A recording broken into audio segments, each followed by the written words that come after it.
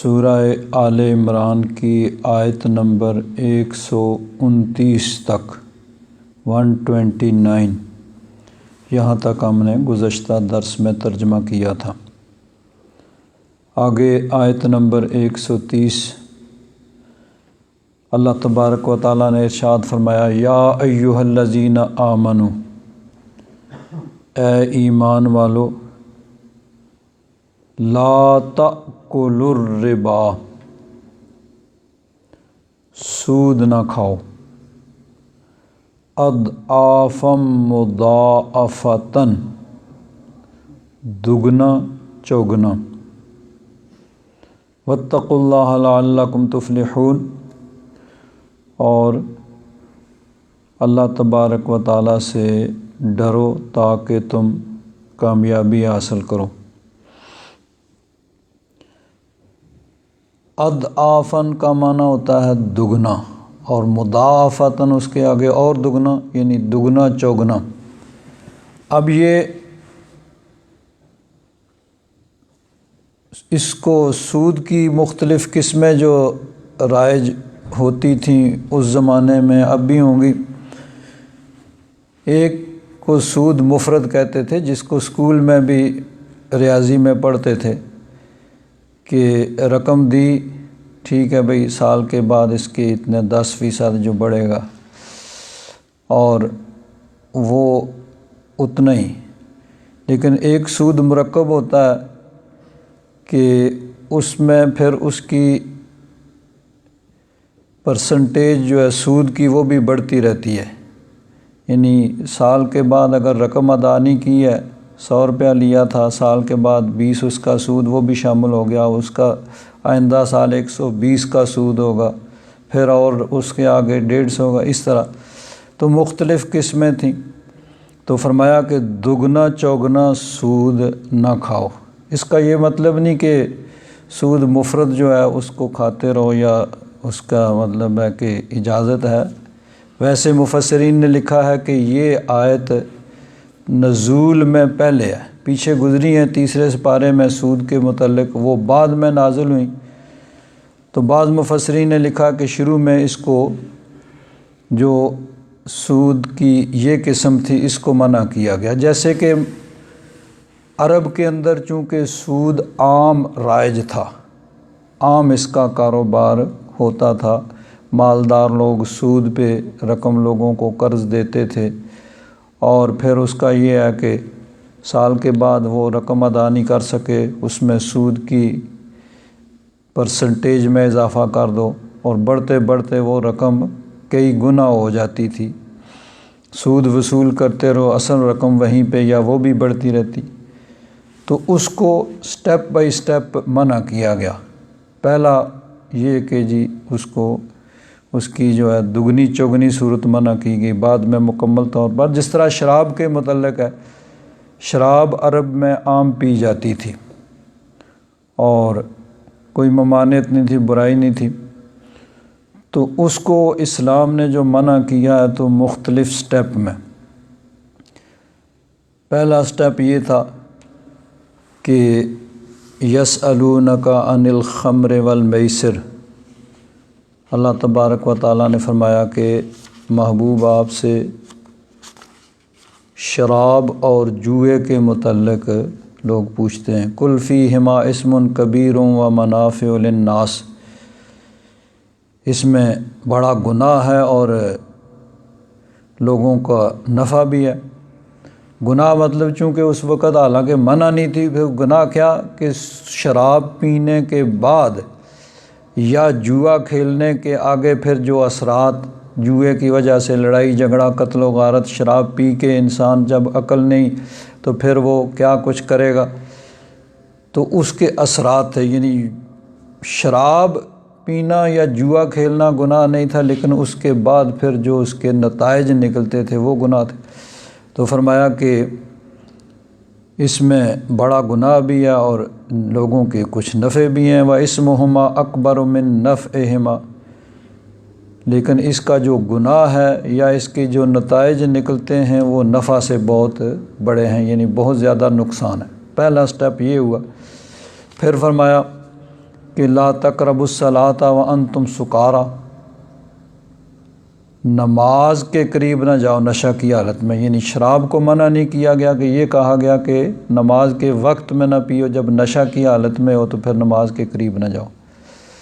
پھر آہستہ آہستہ اس کو مکمل طور پر منع کر دیا گیا اور فرمایا گیا کہ یا ایھا الذین آمنوا انما الخمر والمیسر والانصاب والازلام رجس من عمل الشیطان فاجتنبوہ لعلکم تفلحون، کہ اے ایمان والو، شراب، جوا اور اسی طرح وہ کچھ تیر جو وہاں رکھے ہوئے تھے جن کے ذریعے قسمت کا حال معلوم کرتے تھے، اور بت، یہ سب رجس، ناپاک شیطانی عمل ہیں، ان سے بچو۔ تو یہاں مکمل طور پر پھر اس سے اجتناب کا حکم دیا گیا، منع کر دیا گیا۔ تو ایسے ہی یہ بھی کہ چونکہ پہلے یہ نازل ہوئی، نزول کے اعتبار سے یہ مقدم آیات، تو پہلے یہ سود، مرکب سود کی دگنی چوگنی صورت منع کی گئی اور پھر اس کے بعد اس کو مکمل طور پر منع کر دیا گیا۔ واتقوا النار، اور آگ سے ڈرو، التی اعدت للکافرین، جو کافروں کے لیے تیار کی گئی ہے۔ پیچھے تیسرے سپارے میں سود کے متعلق تفصیل کے ساتھ گزر چکا ہے، پورا ایک رکوع ہے جس میں سود کے متعلق بیان کیا گیا ہے۔ امام ابن کثیر ان آیات کی تفسیر میں فرماتے ہیں، یقول تعالی ناہیا عبادہ المؤمنین عن تعاطی الربا وَأَكْلِهِ أَضْعَافًا مُضَاعَفَةً كَمَا كَانُوا فِي الْجَاهِلِيَّةِ، کہ اللہ تبارک و تعالیٰ نے سود کو کھانے سے منع کیا، اضعافاً مضاعفاً، دگنا چگنا، جیسا کہ جاہلیت کے دور میں وہ رائج تھا۔ اور اس کے متعلق جو پہلے گزر چکا ہے تیسرے سپارے میں سورہ البقرہ میں، وہاں چونکہ وہ آیات نزول کے اعتبار سے بعد میں ہیں، یہ جو بعد میں ہم پڑھتے ہیں چوتھے سپارے میں، یہ اصل میں پہلے نازل ہوئیں،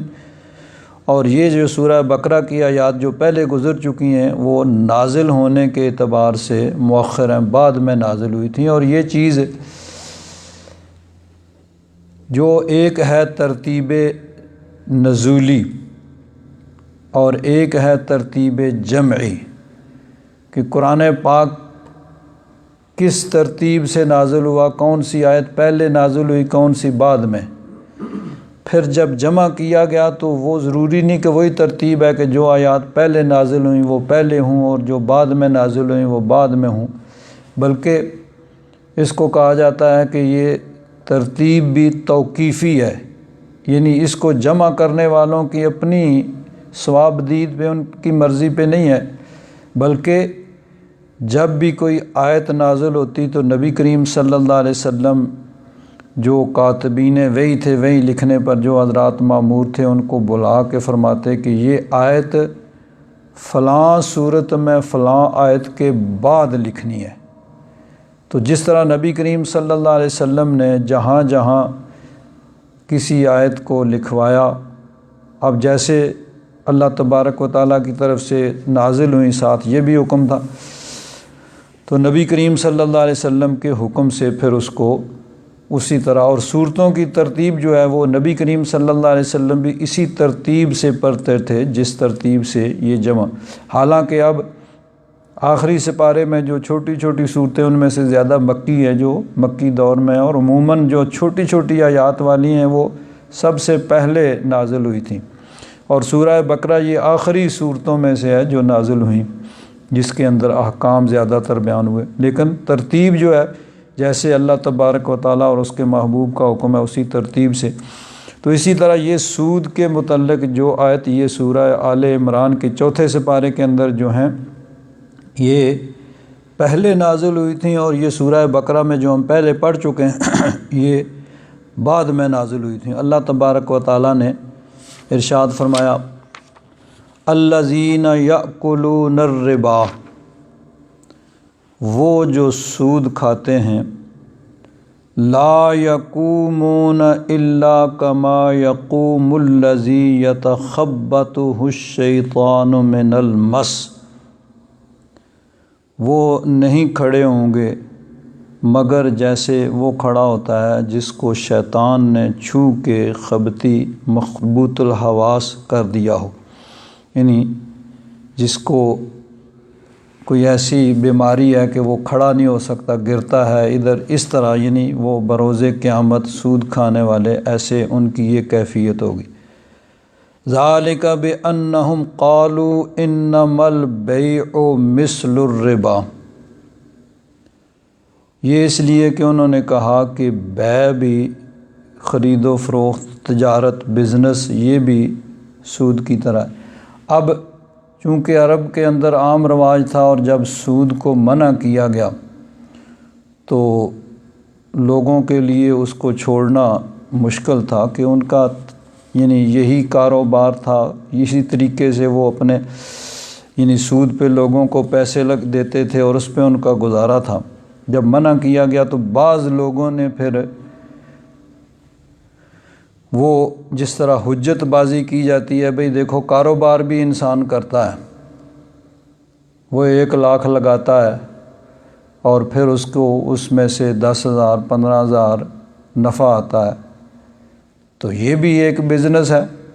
1 لاکھ ہم دیتے ہیں، سال کے بعد 10,000 یا 5,000 20,000 جتنا بھی ہے وہ ہمیں اس پہ ملتا ہے۔ تو انہوں نے کہا بھئی انما البیع مثل الربا، خرید و فروخت، تجارت بھی ربا کی طرح ہے۔ یہ نہیں کہا کہ ربا تجارت کی طرح، بلکہ الٹا انہوں نے کہا کہ جو تم کرتے ہو، تجارت کرتے ہو، وہ بھی اسی طرح ہے، اس میں بھی نفع ہوتا ہے، اس میں بھی نفع ہوتا ہے۔ حالانکہ اب تجارت ایک آدمی 1 لاکھ اگر تجارت میں لگاتا ہے، پھر اس میں محنت کرتا ہے، کوشش کرتا ہے، اور پھر تب جا کے اس میں سے نفع، اور وہ بھی کوئی یقینی نہیں ہے، ممکن ہے نفع نہ ہو، ممکن ہے نقصان ہو جائے۔ تو اس لیے یہ قیاس مال فارق ہے کہ وہ اور یہ الگ ہیں۔ تجارت میں نفع و نقصان دونوں چیزیں، دونوں امکان ہیں، دونوں پاسبلٹیز ہیں، اور اس میں جو ہے وہ صرف اور صرف جو سود ہی آتا ہے، اس میں نقصان نہیں ہوتا۔ اور اصل یہ ہے کہ رب ذوالجلال نے مالک ہے، جس چیز کو چاہے وہ جائز قرار دے اور جس کو چاہے ناجائز قرار دے، لیکن اللہ تبارک و تعالیٰ نے جس کو بھی جائز قرار دیا ہے اس کی کوئی عقلی وجہ ہے، اس کی کوئی لاجک ہے، اور جس چیز کو ناجائز قرار دیا ہے اس کی بھی کوئی عقلی وجہ ہے اور کوئی لاجک ہے۔ اب سود ہوتا ہے، سود ایک آدمی اس میں کوئی محنت نہیں کرتا، صرف یہ ہے کہ اس کے پاس سرمایہ ہے، کسی کی مجبوری سے فائدہ اٹھا کے وہ اس کو قرض دیتا ہے، اور ٹھیک ہے بھئی اس میں سے تم اتنے دو، اور اس کی مجبوری سے پھر فائدہ اٹھاتا ہے۔ اور تجارت میں یہ ہے کہ ٹھیک ہے بھئی انسان محنت کرتا ہے، کوشش کرتا ہے، اور اس میں پھر بھی کوئی ضروری نہیں ہے کہ اس کو نفع ہو، تو اس میں انسان کو کوشش اور محنت کرنا پڑتی ہے، اور اس کے اندر بغیر محنت کے کسی کی صرف مجبوری سے فائدہ اٹھایا جاتا ہے۔ تو کچھ لوگوں نے کہا کہ انما البیع مثل الربا، یہ جو تجارت تم کرتے ہو یہ بھی سود کی طرح ہے۔ تو اللہ تعالیٰ نے فرمایا وَأَحَلَّ اللَّهُ الْبَيْعَ وَحَرَّمَ الرِّبَا، وہ مالک ہے جس کو چاہے جائز قرار دے، جس کو چاہے منع کر دے۔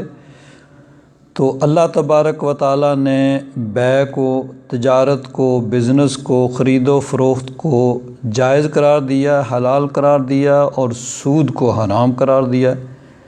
فَمَن جَاءَهُ مَوْعِظَةٌ مِّن رَّبِّهِ، پس جس کے پاس اس کے رب کی نصیحت آ گئی، فَانْتَهَا،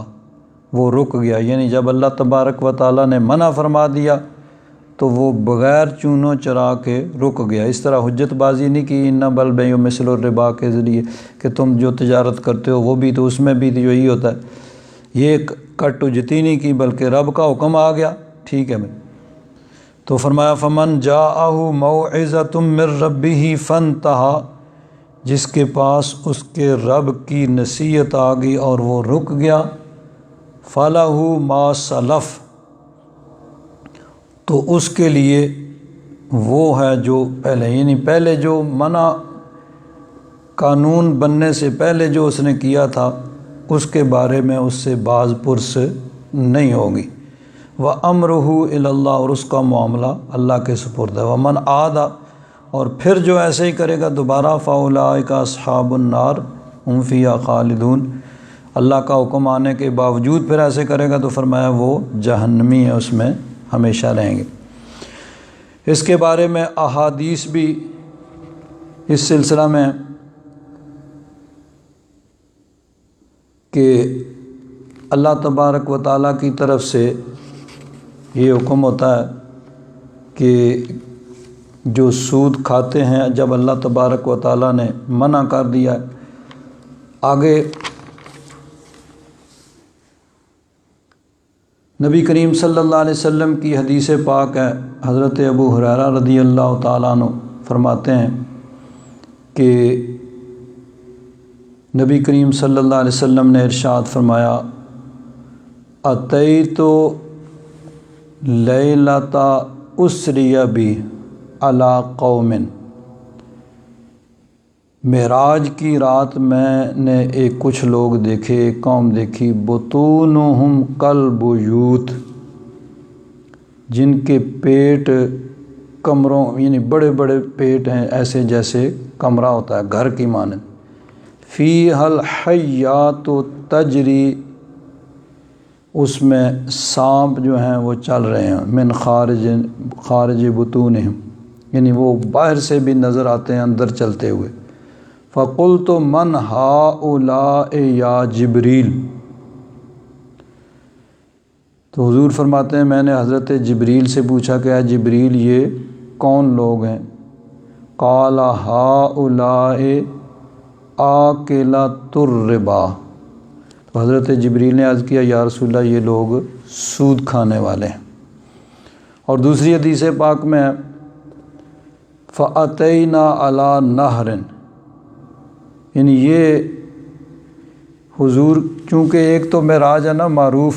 اور بعض اوقات حضور نے خواب میں بھی معراج ہوئے ہیں، تو اس کا ذکر ہے اس طویل حدیث کے اندر ہے کہ حضور نے فرمایا فَأَتَيْنَا عَلَى نَهْرٍ، حضور نے فرمایا احمر مثل الدم، کہ وہ ایک نہر ہے لیکن وہ اس کا پانی سرخ ہے خون کی جانب۔ فَإِذَا فِي النَّهْرِ رَجُلٌ سَابِحٌ يَسْبَحُ، کہ وہاں اس خون کے نہر کے اندر ایک آدمی تیر رہا ہے۔ وَإِذَا عَلَى شَطِّ النَّهْرِ رَجُلٌ قَدْ جَمَعَ عِنْدَهُ حِجَارَةٌ كَثِيرَةٌ، تو حضور نے فرمایا کہ ایک آدمی تو نہر کے اندر وہ اس خون کی نہر میں تیر رہا ہے، اور ایک آدمی ہے کہ وہ کنارے پہ نہر کے کھڑا ہے اور اس نے بہت سے پتھر جمع کیے ہیں۔ وَإِذَا ذَلِكَ السَّابِحُ يَسْبَحُ ثُمَّ يَأْتِي الَّذِي قَدْ جَمَعَ الْحِجَارَةَ عِنْدَهُ فَيُفَغِّرُ لَهُ فَاهُ فَيُلْقِمُهُ حَجْرًا، تو فرمایا وہ تیرتا ہوا اس کے پاس آتا ہے تو وہ پتھر اس کے منہ کے اندر وہ ٹھونس دیتا ہے، پھر وہ واپس چلا جاتا ہے۔ تو یہ یعنی اس کو وہاں پہ جو ہے مل رہا ہے، سزا مل رہی ہے۔ تو پوچھا یہ کون ہے؟ تو فرمایا کہ یہ آدمی ہے جو سود خوار۔ تو اسی طرح مختلف احادیث مبارکہ اس کی سود کے متعلق ہیں۔ آگے اسی میں فرمایا یمحق اللہ الربا، لوگوں نے کہا تھا نا کہ انما البیع مثل الربا، کہ تجارت اور بزنس بھی سود کی طرح ہے، تو اللہ تعالیٰ نے فرمایا کہ اللہ تعالیٰ نے احل اللہ البیع وحرم الربا، تجارت کو حلال اور جائز قرار دیا اور سود کو منع فرما دیا۔ تو اب فرمایا وَيَمْحَقُ اللَّهُ الرِّبَا، اللہ تبارک و تعالیٰ سود کو مٹاتا ہے، اور وَيُرْبِي الصَّدَقَاتِ، اور صدقات کو بڑھاتا ہے۔ یعنی بظاہر کیا ہوتا ہے کہ آدمی جب سود پہ قرض دیتا ہے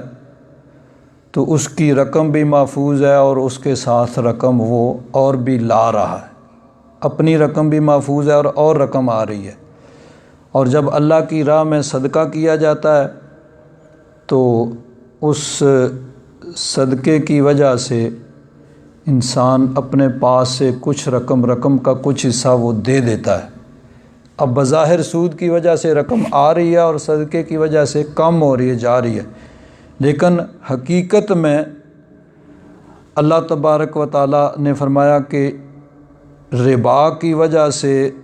وہ اس رقم کے اندر کمی ہوتی ہے، یا تو حقیقتاً کمی ہوگی کہ اس کا کسی طرح نقصان ہوگا، یا اس کی برکت ختم ہو جائے گی اور وہ برکت اس میں نہیں رہے گی، اور صدقات کی وجہ سے اللہ تبارک و تعالیٰ اس کو عطا فرمائے گا، اور جو باقی بچے گا اس میں بھی اللہ تبارک و تعالیٰ اتنی برکت رکھے گا۔ تو یعنی بظاہر جو نظر آتا ہے حقیقت اس کے خلاف ہے کہ ربا کی وجہ سے چاہے پیسہ بڑھ رہا ہے لیکن حقیقت میں اس میں برکت ختم ہو جاتی ہے۔ فرماتے ہیں اما احد اکثر من الربا الا کان عاقبۃ امرہ الی قلہ۔ حضرت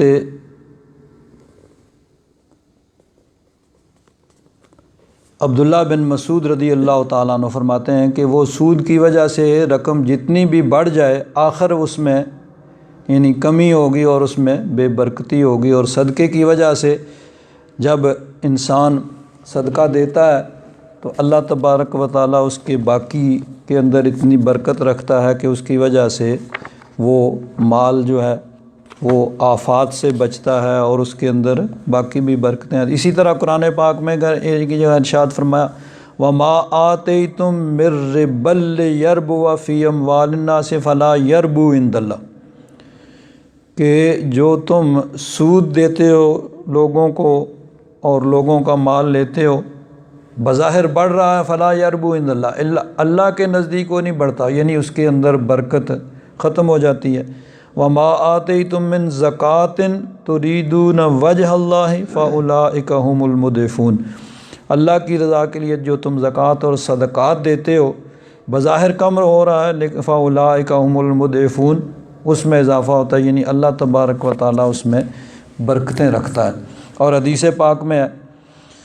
کہ نبی کریم صلی اللہ علیہ وسلم نے ارشاد فرمایا من تصدق بعدل تمرۃ من کسب طیب، اپنی پاک کمائی سے جس نے ایک کھجور یا کھجور کے برابر بھی صدقہ کیا، ولا یقبل اللہ الا الطیب،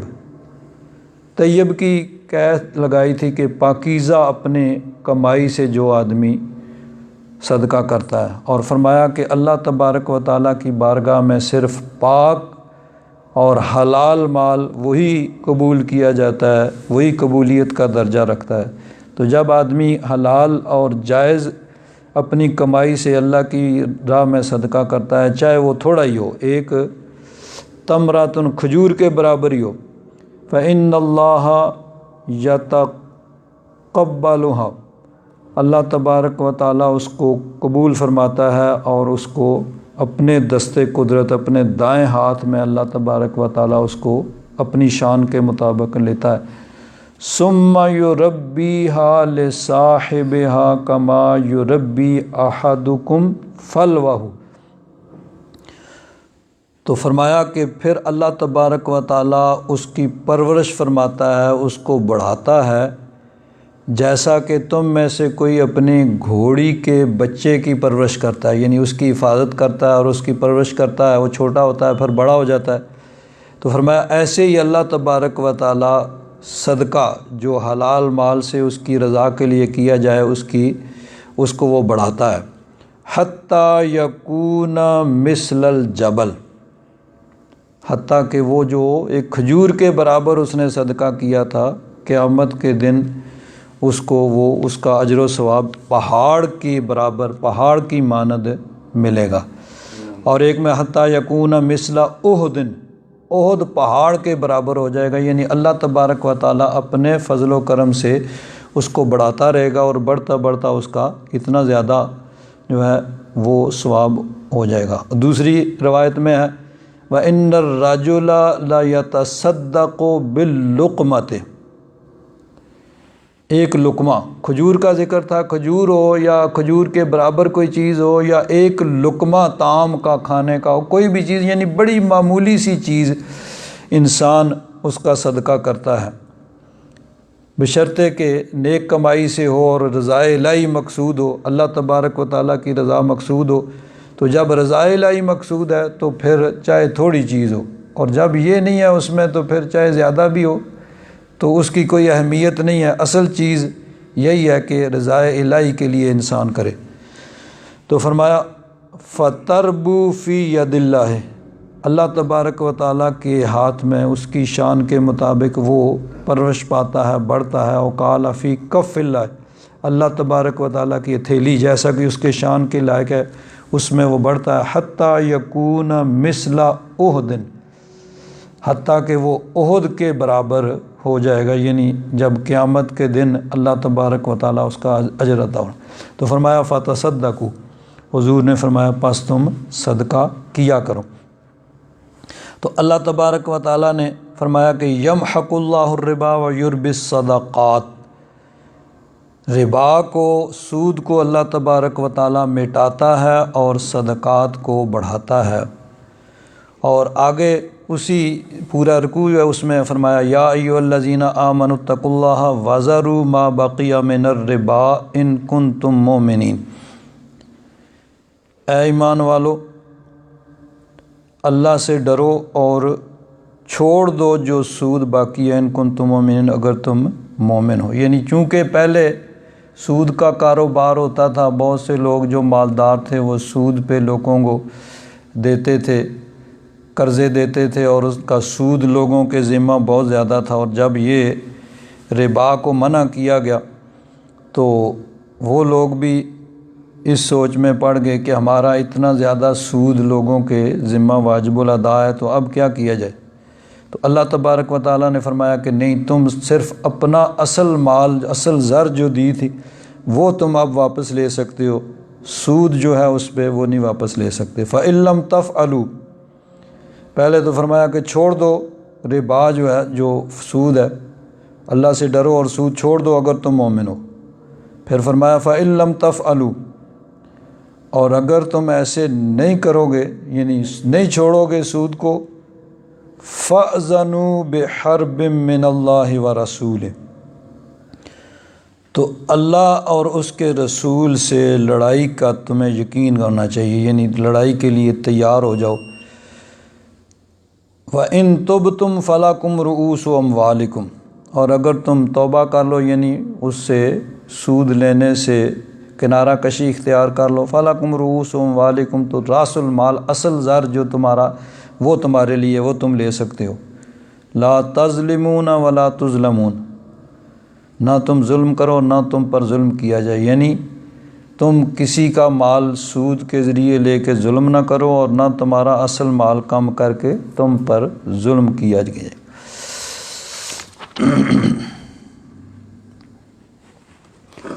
چنانچہ احادیث مبارکہ میں آتا ہے کہ بہت سے لوگ تھے جو پہلے سود کا کاروبار کرتے تھے، چونکہ منع نہیں تھا اور زمانہ جاہلیت میں یہ اس کا عام رواج تھا۔ تو جب اللہ تبارک و تعالیٰ کی طرف سے سود کو منع کیا گیا تو پھر ان لوگوں نے سوچا بھئی ہمارا اتنا رہتا ہے تو کیا کریں؟ تو جب یہ آیت نازل ہوئی فَإِن لَمْ تَفْعَلُوا فَأْذَنُوا بِحَرْبٍ مِّنَ اللَّهِ وَرَسُولِهِ، کہ اگر تم نہیں رکو گے تو پھر اللہ رسول سے لڑائی کے لیے تیار ہو جاؤ۔ چنانچہ اس کے بارے میں ایک روایت ہے کہ مکہ شریف کے اندر کچھ لوگ تھے جو یعنی اس سود کی حرمت کے نازل ہونے سے پہلے وہ سود کا کاروبار کرتے تھے۔ تو جب یہ آیت نازل ہوئی تو ان لوگوں نے کہا بھئی کہ ہم کیا کریں؟ حضرت عتاب بن اسید جن کو نبی کریم صلی اللہ علیہ وسلم نے مکہ کا حاکم مقرر کیا تھا فتح مکہ کے بعد، تو انہوں نے پھر یہ لکھ کے نبی کریم صلی اللہ علیہ وسلم کی بارگاہ میں بھیجا کہ وہ لوگ پوچھتے ہیں کہ جی سود منع کر دیا گیا تو جو ہمارا پہلے واجب الادا ہے اس کا کیا بنے گا؟ تو اس کے متعلق پھر یہ آیت نازل ہوئی کہ وَذَرُوا مَا بَقِیَ مِنَ الرِّبَا إِن كُنتُم مُؤْمِنِینَ، کہ جو پہلے تمہارا سود واجب الادا اس کو بھی چھوڑ دو، فَإِن لَّمْ تَفْعَلُوا فَأْذَنُوا بِحَرْبٍ مِّنَ اللَّهِ وَرَسُولِهِ، اور اگر نہیں کرو گے تو پھر اللہ رسول کے لیے لڑائی کا اس کے لیے تیار ہو جاؤ۔ فَقَالُوا نَتُوبُ إِلَى اللَّهِ، انہوں نے کہا کہ ہم اللہ تعالیٰ سے جنگ اور لڑائی نہیں کر سکتے، ہم اللہ کی بارگاہ میں توبہ کرتے ہیں۔ وَنَذَرُ مَا بَقِیَ مِنَ الرِّبَا، اور جو پہلے سے واجب الادا سود ہے اس کو بھی ہم چھوڑتے ہیں۔ فَتَرَكُوهُ كُلَّهُ، سارا کا سارا انہوں نے چھوڑ دیا۔ تو اللہ تبارک و تعالیٰ نے یہ جو آیات چوتھے سپارے کی ہیں سورہ آل عمران کی، یہ نزول کے اعتبار سے پہلے ہیں، اور یہ سورہ بقرہ کی آیات جو ہیں یہ نزول کے اعتبار سے بعد میں نازل ہوئی تھیں۔ تو اللہ تبارک و تعالیٰ نے سود سے منع فرمایا۔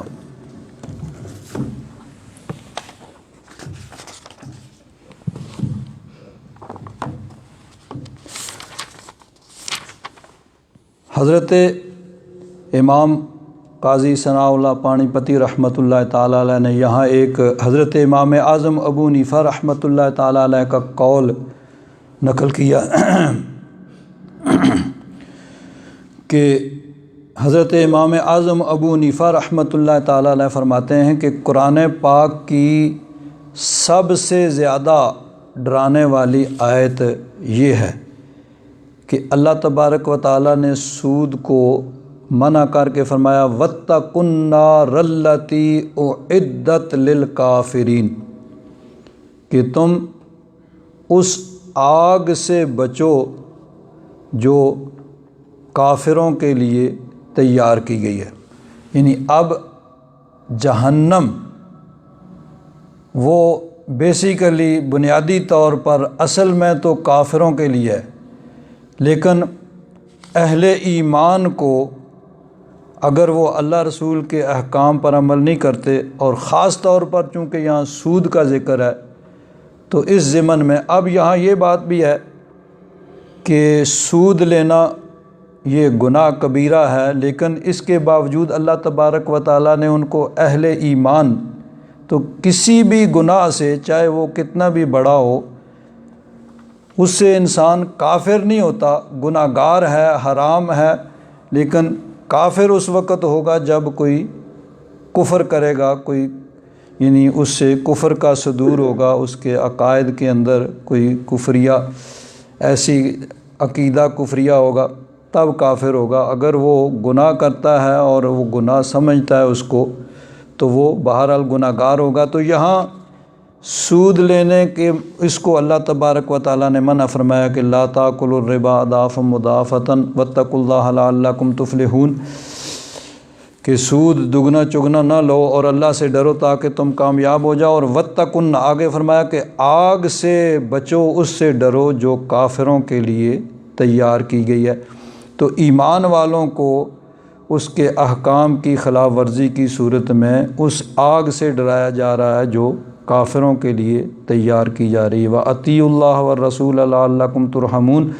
اور اللہ تبارک و تعالیٰ اور اس کے رسول کی تم اطاعت کرو تاکہ تم پر رحم کیا جائے۔ یعنی مسلمان کا کام اللہ رسول کے احکام کی اتباع ہے، جو اللہ تبارک و تعالیٰ اور اس کے رسول کا حکم آئے اس کے مطابق چلے، چاہے اس کو یعنی اس میں فائدہ نظر آئے یا بظاہر نقصان نظر آئے، جو بھی ہے اللہ تبارک و تعالیٰ اور اس کے رسول کے جو احکام ہیں وہ یعنی انسان کی بھلائی کے لیے ہیں، چاہے بظاہر اس میں انسان کو نقصان بھی نظر آ رہا ہو۔ تو اس لیے فرمایا کہ اللہ تبارک و تعالیٰ اور اس کے رسول کی اطاعت کرو تاکہ تم پر رحم کیا جائے۔ وَسَارِعُوا إِلَىٰ مَغْفِرَةٍ مِّن رَّبِّكُمْ، اور تیز چلو، سارا یا سارا یہ یعنی جلدی کرنا، دوڑنا، بھاگنا، تو جلدی کرو مغفرت کی طرف، من ربکم اپنے رب کی طرف سے، و جنت اور جنت کی طرف، ارضھا السماوات والارض جس کی چوڑائی آسمانوں اور زمین کے برابر ہے، اعدت للمتقین جو کہ متقین کے لیے تیار کی گئی ہے۔ دوسری جگہ ارشاد فرمایا سابقو، سورہ الحدید کے اندر 27ویں سپارے میں اللہ تبارک و تعالیٰ نے ارشاد فرمایا سابقو الی مغفرۃ من ربکم، سابقہ یعنی ایک دوسرے سے مقابلہ کرنا، جب مقابلے میں دوڑ ہوتی ہے تو مسابقت ہوتی ہے، ایک دوسرے سے آگے بڑھنے کی کوشش کرتے ہیں، تو اپنے رب کی مغفرت اور جنت کی طرف ایک دوسرے سے آگے بڑھنے کی کوشش کرو، ارضھا کا ارض السماء والارض کہ اس کی چوڑائی وہ آسمان اور زمین کے برابر ہے۔ اب یہ چونکہ جنت ایک ایسی چیز ہے جو عالم غیب سے جس کا تعلق ہے، ہمیں نظر نہیں آتی ہے، تو اب اس کو سمجھانے کے لیے ایک مثال اس کی دی جو ہمیں نظر آ رہا ہے کہ زمین و آسمان ہمیں نظر آتے ہیں، ہمارے نزدیک سب سے جو بڑی چیز ہے وہ زمین و آسمان ہے جو ہماری آنکھیں دیکھ رہی ہیں، تو آسمان و زمین ہمیں نظر آ رہے ہیں، یہ عالم شہادت ہے، اور جنت جو ہے وہ عالم غیب ہے جو ہمیں نظر نہیں آ رہی، تو اس کو سمجھانے کے لیے فرمایا کہ اس کی چوڑائی اگر زمین و آسمان یعنی ساتوں زمینوں اور ساتوں آسمانوں کو پھیلایا جائے تو جتنا ان کا پھیلاؤ ہوگا اس کی جنت کی چوڑائی اس کے برابر ہے، عرض، تو ظاہر بات ہے کہ طول جو ہوتا ہے لمبائی چوڑائی سے زیادہ ہوتا ہے، طول عرض سے زیادہ ہوتا ہے، تو جب اس کی عرض اس کی چوڑائی کا یہ عالم ہے تو پھر اس کی لمبائی کا کیا عالم ہوگا، جس کا عرض اتنا ہے تو طول اس کا کتنا ہوگا۔ تو اس کو سمجھانے کے لیے زمین و آسمان جو انسانوں کے نظر آنے والی عالم شہادت میں سب سے بڑی چیز ہے اس کے ساتھ مثال دی کہ سابقوا الی مغفرۃ من ربکم و جنت، کہ تم آگے بڑھو، دوڑو رب کی مغفرت اور جنت کی طرف جس کی چوڑائی آسمان و زمین کے برابر ہے، اعدت للمتقین، اعدت یہاں 27ویں سپارے میں اعدت للذین آمنوا باللہ ورسلہ، وہ ان کے لیے تیار کی گئی ہے جو اللہ اور اس کے رسولوں پر ایمان لاتے ہیں، ذالک فضل اللہ یؤتیہ من یشاء، یہ اللہ تبارک و تعالیٰ کا فضل ہے، اللہ تبارک و تعالیٰ جسے عطا فرماتا ہے، واللہ ذو الفضل العظیم، اللہ تبارک و تعالیٰ بڑے فضل والا ہے، یعنی کسی کو نیکی کی توفیق مل جانا یہ بھی اللہ تبارک و تعالیٰ کا فضل ہے کہ اللہ تبارک و تعالیٰ نے اس کو نیکی کے لیے منتخب کر لیا اور اس کو نیکی کی توفیق دی ہے۔ اب دیکھیے اللہ تبارک و تعالیٰ نے فرمایا کہ دوڑو یا سبقت کرو، ایک دوسرے سے آگے بڑھنے کی کوشش کرو نیکی کے کاموں میں، اور اللہ والوں کی جو مسابقت ہوتی ہے وہ اسی میں ہوتی ہے، نیکی کے کاموں میں ہوتی ہے، نیکی کے کاموں میں ایک دوسرے سے آگے بڑھنے کے لیے وہ کوشش کرتے ہیں۔ ایک دفعہ نبی کریم صلی اللہ علیہ وسلم نے پہلی صف کی فضیلت کو بیان کیا کہ پہلی صف میں کھڑے ہو کر نماز پڑھنے کی کتنی فضیلت اور کتنا درجہ اور کتنا ثواب ہے، تو صحابہ اکرام رضوان اللہ تعالیٰ علیہم اجمعین وہ اس میں کوشش کرتے کہ پہلی صف میں، ہر آدمی کی یہی خواہش ہوتی کہ پہلی صف میں کھڑے ہوں۔ اب جیسے ہی اذان ہوتی تو جو نزدیک رہتے تھے وہ فوراً آ جاتے اور پہلی صف میں کھڑے ہو جاتے، اور جو دور رہتے تھے وہ ان کو آتے ہوئے کچھ دیر لگتی، تو وہ جب آتے تو پہلی صف پر ہو چکی ہوتی تھی۔ تو بعض صحابہ کرام نے یہ ارادہ کیا کہ وہ اپنے مکانات جو مسجد سے دور ہیں ان کو بیچ دیں اور مسجد کے قریب آباد ہو جائیں، تاکہ وہ بھی جیسے ہی اذان ہو تو آ کے پہلی صف کے اندر اس کا درجہ اور مرتبہ حاصل کریں۔ چنانچہ روایات میں ہے کہ بنو سلمہ ایک قبیلہ تھا، وہ دور رہتے تھے، تو ان کو جب یہ حدیث پاک پہنچی، انہوں نے سنی، تو انہوں نے سوچا کہ ہم تو پھر ہمیشہ دیر سے پہنچیں گے پہلی صف میں، تو ہم ایسے کرتے ہیں کہ مسجد نبوی شریف کے قریب اتفاق سے کوئی جگہ وہ خالی ہوئی، تو انہوں نے کہا ہم اپنے مکانات بیچ کے یہاں منتقل ہو جاتے ہیں۔ نبی کریم صلی اللہ علیہ وسلم کو جب معلوم ہوا تو حضور نے ان کو بلایا، انہوں نے عرض کیا حضور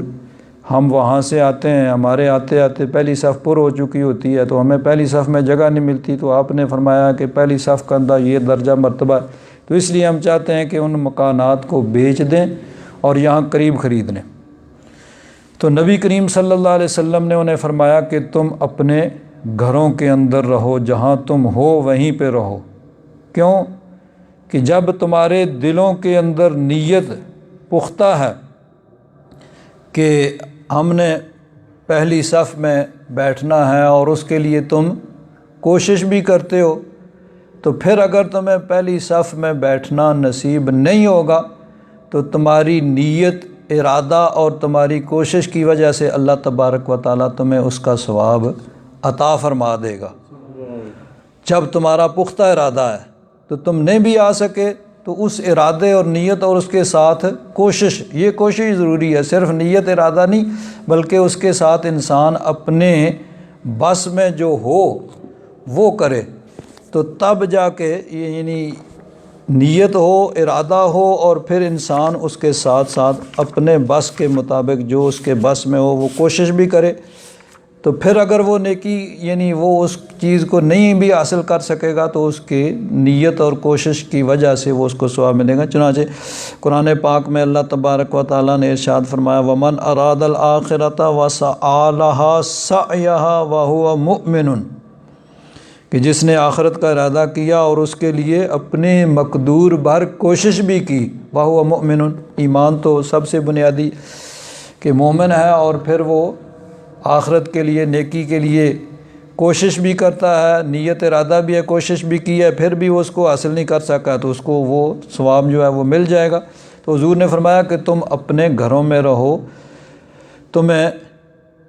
تمہاری نیت اور کوشش کی وجہ سے وہ ثواب ملے گا، اور تم وہاں سے جو چل کے آتے ہو تو اس چلنے پر ہر قدم پر اللہ تبارک و تعالیٰ تمہیں نیکیاں عطا فرماتا ہے، کہ تم وہاں سے چل کے آتے ہو، چل کے جاتے ہو، تو ہر قدم پہ تمہیں وہ نیکی ملتی ہے۔ ایک حدیث پاک میں ہے کہ ایک صحابی وہ مدینہ منورہ میں، ان کا گھر بہت دور تھا، راوی جو اس کے ہیں صحابی، وہ فرماتے ہیں کہ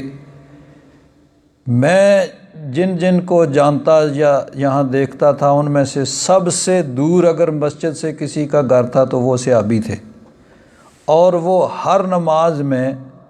وہاں سے اپنے گھر سے چل کے آتے اور جاتے۔ تو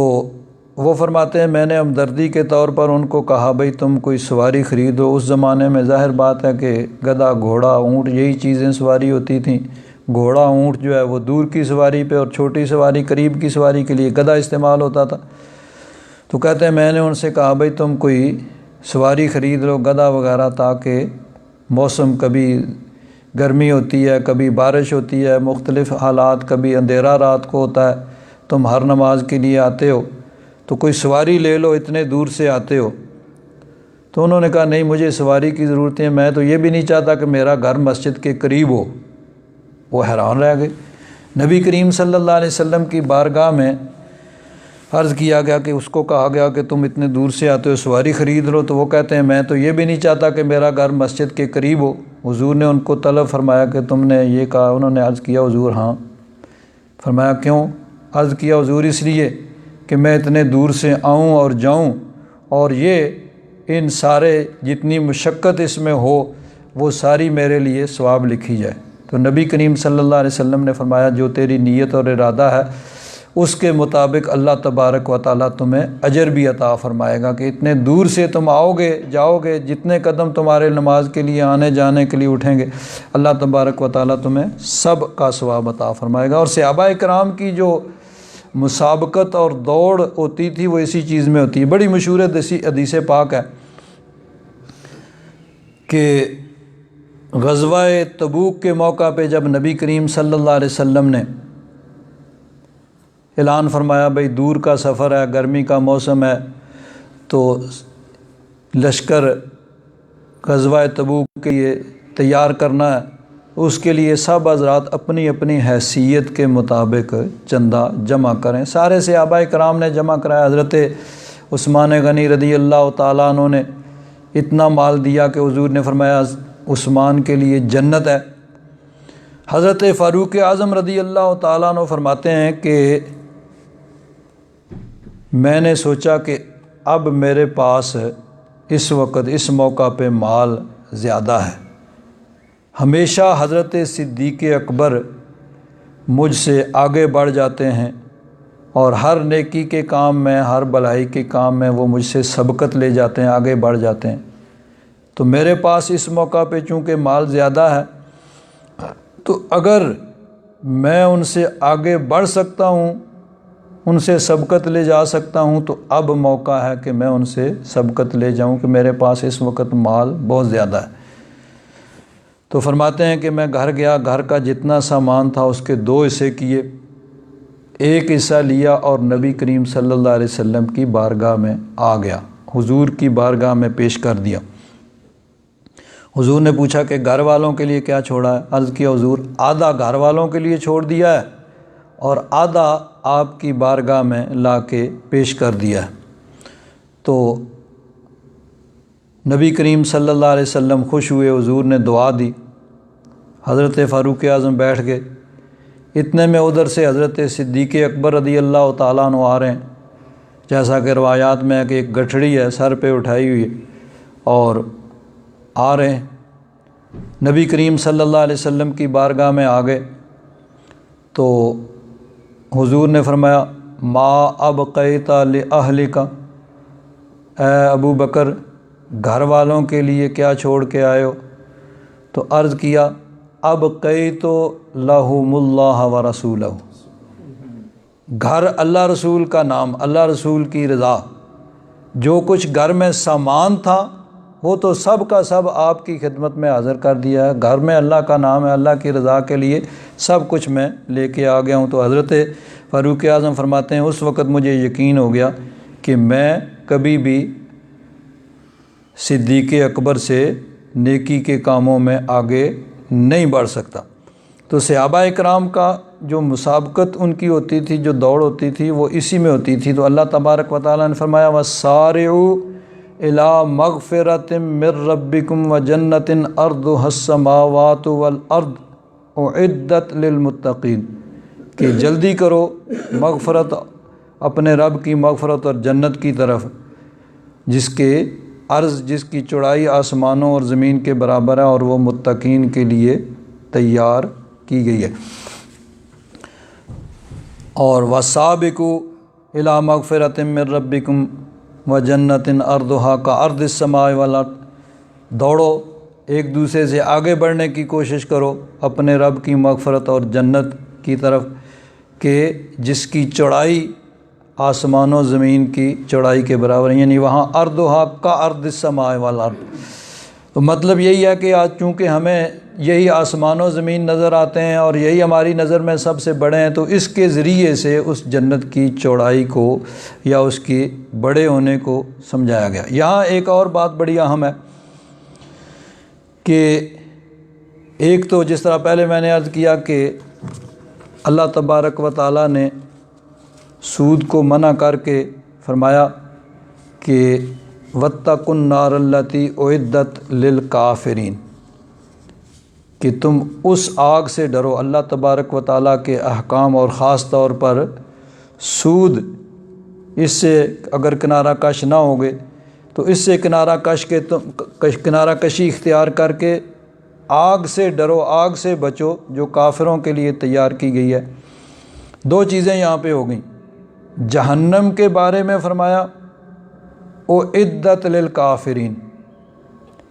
کافروں کے لیے تیار کی گئی۔ حالانکہ جیسا کہ قرآن پاک میں بھی ہے اور احادیث میں بھی ہے کہ گناہگار مومن اپنے گناہوں کی وجہ سے وہ جہنم میں جائیں گے۔ یہ صحیح ہے کہ جو بھی مومن ہے ایمان کی حالت میں جس کی موت ہوئی ہے وہ جہنم میں ہمیشہ نہیں رہے گا، بالآخر وہاں سے نکل آئے گا، جنت میں چلا جائے گا۔ لیکن اپنے گناہوں کی وجہ سے گناہ گار مومن بھی جہنم میں جائیں گے۔ تو بنیادی طور پر جہنم جو ہے وہ کافروں کے لیے تیار کی گئی ہے، گناہ گار مومن وقتی طور پر اپنے گناہوں کی وجہ سے اس میں جائیں گے۔ اور جنت کے متعلق فرمایا اعدت للمتقین، متقین کے لیے تیار کی گئی ہے۔ حالانکہ مومن جو بھی ہے وہ جنت میں جائے گا، چاہے پہلے جہنم میں جا کے پھر آخر جنت میں آ جائے۔ بہرحال جو بھی مومن ہے جس کی موت ایمان کی حالت میں ہوئی ہے اس نے جنت میں جانا ہے۔ تو بنیادی طور پر جنت متقین کے لیے ہے، جو اللہ کے نیک بندے ہیں، انبیاء کرام، اسی طرح اولیاء کرام۔ تو یہ لوگ ہیں جن کے لیے جنت اللہ تبارک و تعالیٰ نے بنائی ہے، ان کے صدقے میں گناہ گار بھی اس میں چلے جائیں گے۔ اور جہنم بنیادی طور پر بنی ہے کافروں کے لیے، اور گناہ گار مومن جو ہیں وہ بھی اس میں اپنے گناہوں کی وجہ سے جائیں گے، لیکن ہمیشگی کے لیے نہیں، پھر وہاں سے وہ نکال لیے جائیں گے۔ تو ہمیشہ رہنے والے وہی کافر ہوں گے جن کے لیے وہ تیار کی گئی ہے۔ اور جنت اس کو اللہ تبارک و تعالیٰ نے اپنے نیک بندوں کے لیے تیار کیا ہے، لیکن ان کے صدقے میں گناہ گار مومن جو ہیں جنت میں چلے جائیں گے۔ جس طرح دیکھیے یہ دنیا کی نعمتیں جو ہیں، اللہ تبارک و تعالیٰ نے ان نعمتوں کو اپنے مطیع فرما بردار بندے ان کے لیے یہ نعمتیں تیار کی ہیں، دنیا کی نعمتیں بھی۔ لیکن دنیا میں یہ نعمتیں سب کو مل رہی ہیں، نیکوں کو بھی ملتی ہیں، بروں کو بھی ملتی ہیں، مومنوں کو بھی ملتی ہیں، کافروں کو بھی ملتی ہیں، بلکہ کافروں کو زیادہ نعمتیں ملتی ہیں بنسبت مومنوں کے۔ لیکن اللہ تبارک و تعالیٰ نے ارشاد فرمایا قل من حرم زینۃ اللہ التی اخرج لعبادہ والطیبات من الرزق، فرمایا کہ محبوب کہہ دو کس نے حرام کیا اللہ کی زینت، وہ جو اس نے اپنے بندوں کے نکالی ہے، اور طیبات من الرزق، پاک رزق۔ قل ہی للذین آمنوا، محبوب فرما دو یہ اللہ تعالیٰ کی جتنی بھی نعمتیں ہیں یہ سب کی سب ایمان والوں کے لیے، یعنی کہ اللہ تبارک و تعالیٰ نے ان نعمتوں کو بنایا ہے بنیادی طور پر مومنوں کے لیے فی الحیات دنیا، دنیا کی یعنی دنیا میں بھی یہ نعمتیں ایمان والوں کے ہیں، اور ایمان والوں کے صدقے بے ایمانوں کو بھی، کافروں کو، بدکاروں کو، فاسقوں کو، سب کو مل رہی ہیں، بلکہ کفار کو مومنوں سے زیادہ مل رہی ہیں۔ لیکن خالصۃ یوم القیامہ، بروز قیامت پھر صرف اور صرف یہ مومنوں کے لیے ہوں گی، اس وقت پھر کافروں کو اس میں سے کوئی حصہ نہیں ملے گا۔ تو دنیا کی نعمتیں بھی اللہ تبارک و تعالیٰ نے ایمان والوں کے لیے بنائی ہیں، لیکن دنیا میں وہ کافروں کو بھی مل رہی ہیں اور سب کو مل رہی ہیں، اور کافروں کو زیادہ بنسبت مومنوں کے مل رہی ہیں، لیکن بروز قیامت وہ خالص پھر مومنوں کے لیے ہوں گی، پھر اس میں سے کافروں کو کوئی حصہ نہیں ملے گا۔ تو جہنم کو اللہ تبارک و تعالیٰ نے کافروں کے لیے بنایا ہے، گناہ گار مومن اپنے گناہوں کی وجہ سے اس میں جائیں گے، لیکن ہمیشگی کے لیے نہیں، پھر نکال لیے جائیں گے، ہمیشہ ہمیشہ اس میں کافر ہی رہیں گے۔ اور جنت کو اللہ تبارک و تعالیٰ نے متقین کے لیے تیار کیا ہے، اپنے نیک بندوں کے لیے، اپنے پیاروں کے لیے تیار کیا ہے، ان کے صدقے میں گناہ گار مومن جو ہیں وہ بھی جنت میں جائیں گے۔ اللہ تبارک و تعالیٰ اپنا فضل اور کرم فرمائے۔ الحمدللہ رب العالمین، والصلاة والسلام علی حبیبہ سیدنا و مولانا محمد وعلی آلہ واصحابہ اجمعین۔ اللہم انک عفو کریم تحب العفو فاعف عنا یا غفور یا غفور یا غفور۔ صلی اللہ تعالیٰ علی حبیبہ سیدنا و مولانا محمد وعلی آلہ واصحابہ اجمعین۔ برحمتک یا ارحم الراحمین۔